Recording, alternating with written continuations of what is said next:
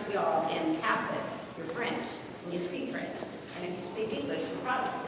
It was very divided here. And so my father was an engineer that was moving with the pipeline, and he knew we'd only be there a few years, so he decided to put me with the Sisters of Notre Dame, who were willing to teach us bilingual so that I could keep up my English, right? Well, I have weaknesses. Among them, I like to talk a lot, and I'm very willful. So I was 5 years old in first grade. They start earlier there.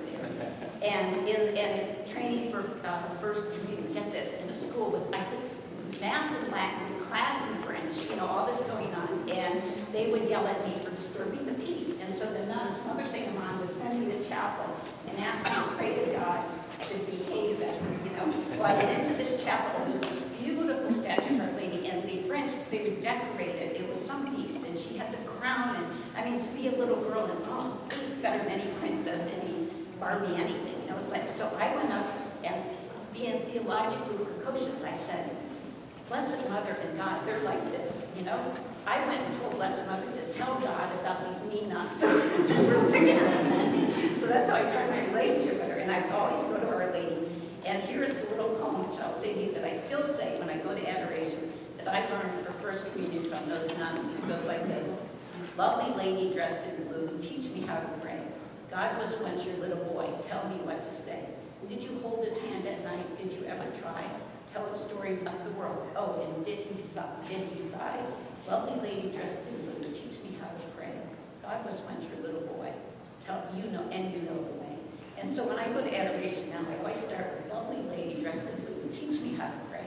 Because I used to go to her and I would say, Blessed Mother, you know how it is to be a kid like me that's not perfect and you're perfect. It's like when Heather was talking at retreat going, Veronica, or Victoria, goody, goody, goody, like here you are, and she's good.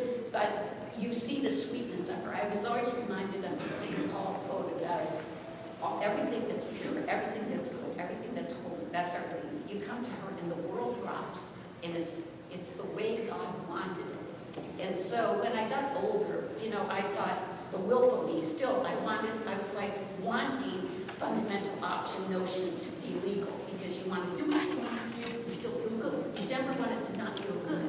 But Our Lady wouldn't let me do that. Because I always said the rosary, I always stayed close to her. And my mother said, when I was leaving for college, she said, are you still saying your rosary? I said, yes. And she said, well, as long as you're Mary's girls, if you're Mary's girl, you'll be fine. Just take things to Mary before you do any whopper decision, And in my lifetime as a young girl, my mother had such wonderful faith in Our Lady that she made us get on our knees for a family rosary for 8 years straight to pray for a miracle. I had a brother who fell out of a loft and he was disobeying. He and I were disobeying at the time. And we weren't supposed to be in the loft, and he fell and broke his arm and didn't tell. So he waited like 3 days before my parents came together, and it was all like this. And they took all of our candidate and nobody could fix it. So he was going to be stuck with a non-functional arm. It was like 8 years later, we're sitting at dinner one night, and my mother said, would someone please pass the potatoes? And my brother reached out with that arm. And my mother dropped the entire clap. It was like, we saw a miracle, And so I'm thinking, Blessed Mother is really powerful, She doesn't mess around. And my mother, to this day, never has missed a day. She died about 3 weeks ago with the beads in her hand, but her rule was she'd take everyone she's worried about, and she could remember the names of relatives, go all the way back to like World War II veterans on, like, and she'd just list them all and do her beads, And so when I went to college, I thought, out of respect to my mother, before I chose who I married, before I chose my major, went to the chapel, said my little prayer, and then talk to God. So if you're Protestant coming Catholic, I want you to know, Our Lady it's not idolatry, it's none of that. She is your marine, your spiritual marine. She has your back. And what Mary was telling you about Satan is Mary's enemy. I mean, Mary is onto him. You've got the pressure that we get with the lies of our culture. Satan knows how to play it. He knows how to make sin nice. He knows how to make it comfortable. And Mary, who had less information than Satan, she didn't know all that he knew as an angel, and still had the guts today on this feast to say yes to God without knowing where it would take her. This is the part that struck me, I went through this phase in college. I was a chemist, a scientist, and I did maybe it's just culture, and I got into this thing just because of culture, and that I should rebuild my own intellectual, whatever. And so I deconstructed my faith and built it back out of science, because guess what you find? How many of you are science teachers here?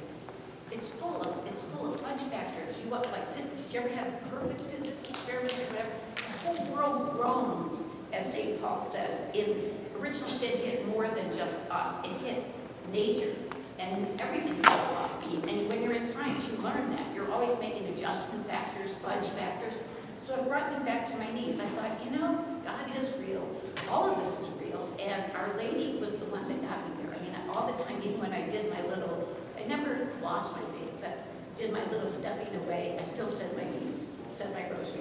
So I can't beg you enough to pick up those beads that they gave you and pray the rosary, even if you don't know what you're doing or what, And now I'm going to move fast forward to having my own family. Beads guide me to a good man. I have a husband married 47 years. We fight in a nice charitable way. We still love each other. And we've had 3 children in 5 years. And they're now going through the UVA, all UVA law, God forbid, 2 UVA undergrad, 1 Harvard undergrad. All of that, what was my weapon? The rosary. And did I nag? No. I would tell them what was right, tell them what was expected of them, and then wage war. And I was telling Father this earlier, that I called it sicking Mary on him. When my son is coming back from law school and the girlfriend's going to move in with it, oh no, she's not. Get my beads out. Wage war. 5 days later, she moves out. It's like whatever. Whatever you think they're doing, Satan was telling them it's all right, and Mary and Mom are telling them it ain't all right. And I would say to my son, you disgrace me, you disgrace the Blessed Mother, you women deserve better. Women deserve better, So he goes to law school, marries a girl from law school. They have given us 5 children. They're happily, all of this works out. You can't fight the culture, and the beads do it. Mary does it. The saints do it. And so all of you coming into the church, please don't think we're goofy. Those saints are so real, and the Blessed Mother is so powerful. And so now I'm going to tell you to the miracle that I experienced with her. These children that, of course, everybody adores their kids, and you're doing all the right things. And our firstborn is now accepted at UVA's Epic Scholar early admission. Do I let her go to Beach Week for all the unsavory characters that are going to be there? My little blonde, of course not. I forbid her. She can't go. I lock her up, right?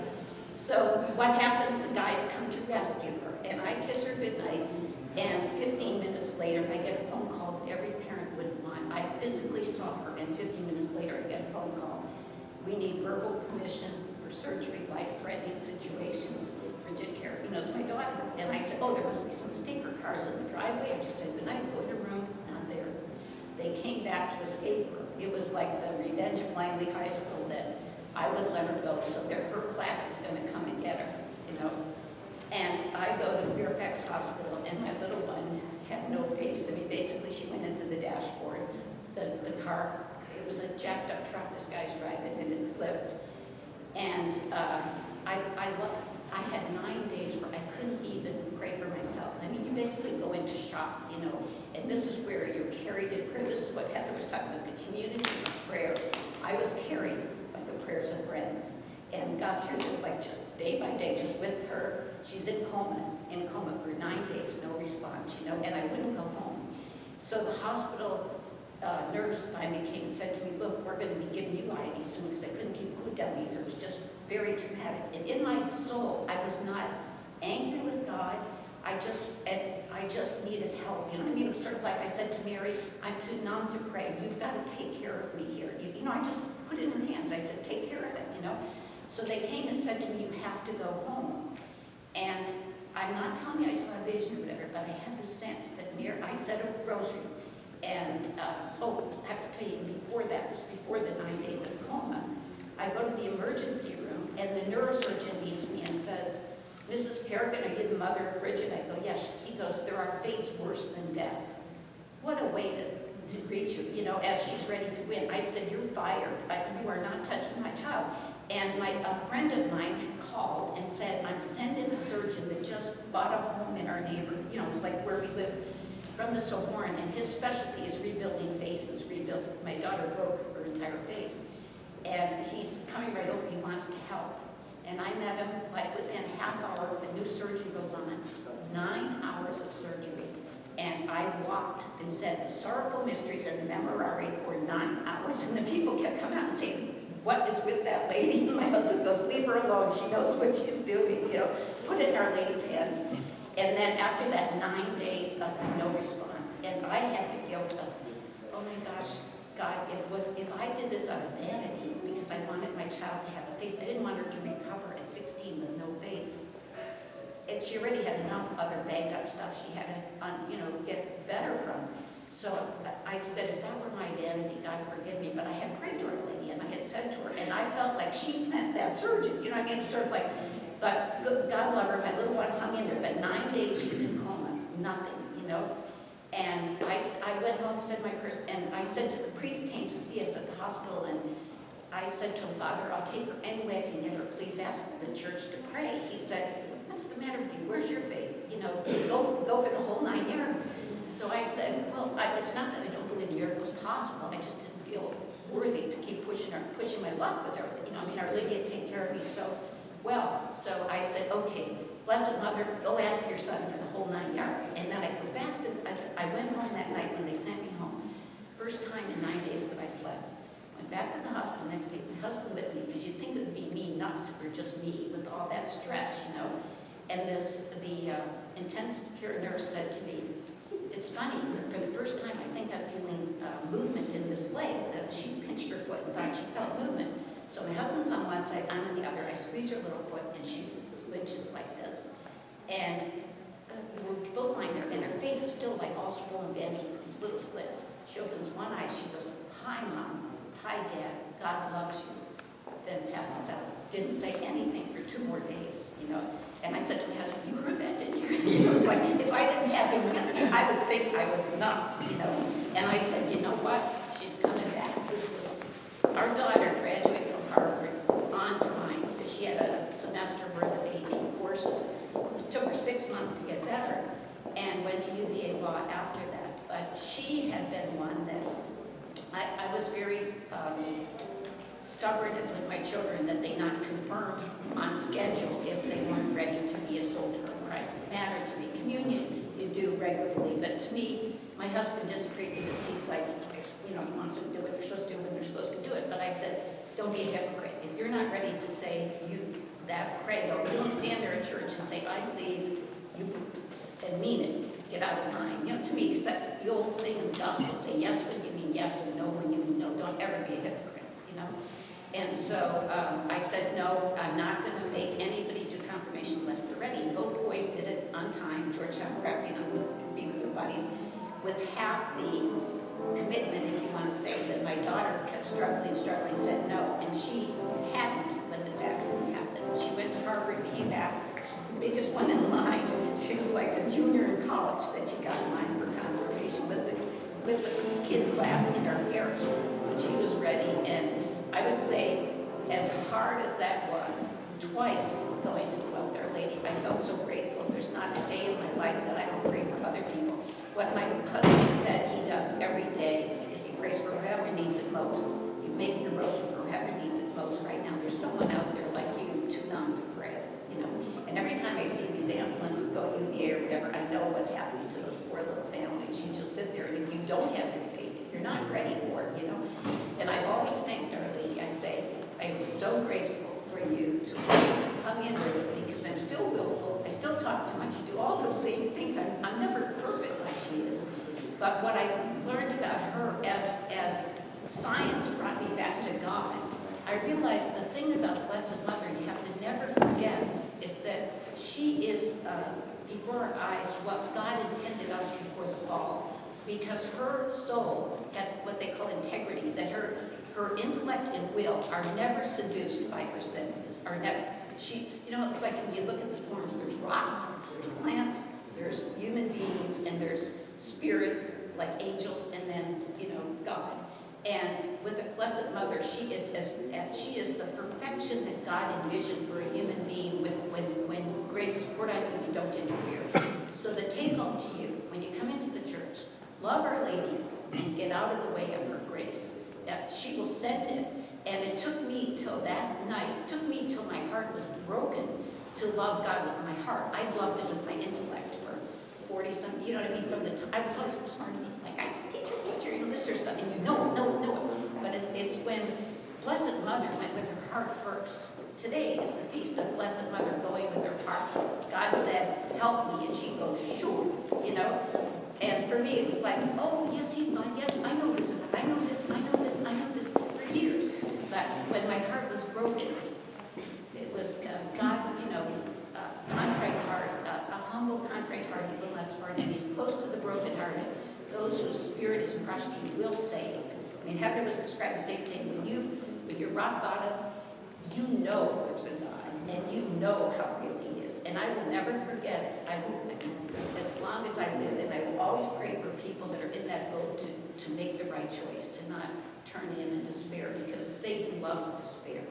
And I'm not crazy to tell you that Blessed Mother is how you do spiritual warfare. Anyone who has children, right now, work the beads, because the lies of our culture are everywhere. And it's all being comfortable with sin.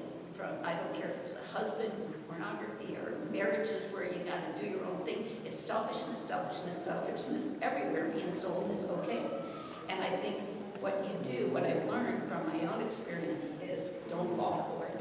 And as my kids would say, where they made fun of me, put up those posters of church lady, you know, the David Harvey wouldn't be prudent. You know, they gave you books for Christmas, but don't be afraid to wage war against your kids, against your grandkids. I mean, I now have and sometimes if there's a particular one you're worried about, I change, Father, forgive me for this, but I actually change the Holy Mary and say, Holy Mary, Mother of God, pray for Liam now and at the hour of his death. You know, I pick up that one kid for a whole rosary if I have to, you know, and I just keep it up. So you can, if you have a lot of trouble kids, put them all on a different deck, whatever you want, but you can put their names in there too, you know.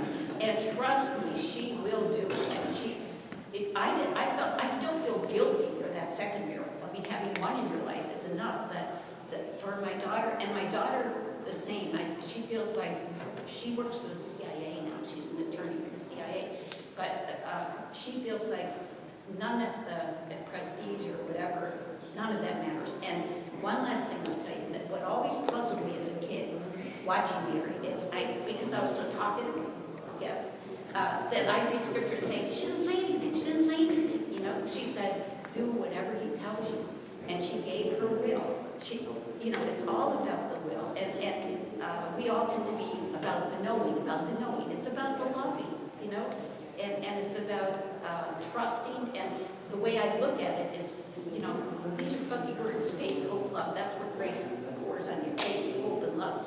Well, the way I look at faith is, God doesn't lie. No matter what happens to me, I'm not afraid of anything that can happen anymore. Because when I was down and out like that, God doesn't lie. What he says is true. He doesn't break his promises, and he'll always be there for you. It may not go the way you want, but whatever way it goes, he'll be with you. You're never by yourself, you know. And so I think that is why people come to the Catholic faith, why they come to Christianity. We have it all over Islam that way. He's not a God spoken to. He's a God picking up the pieces. He had great plans for us that we blew. And original sin, we paid the price. And the way you fight back is with the and the Blessed Mother. Amen. Amen.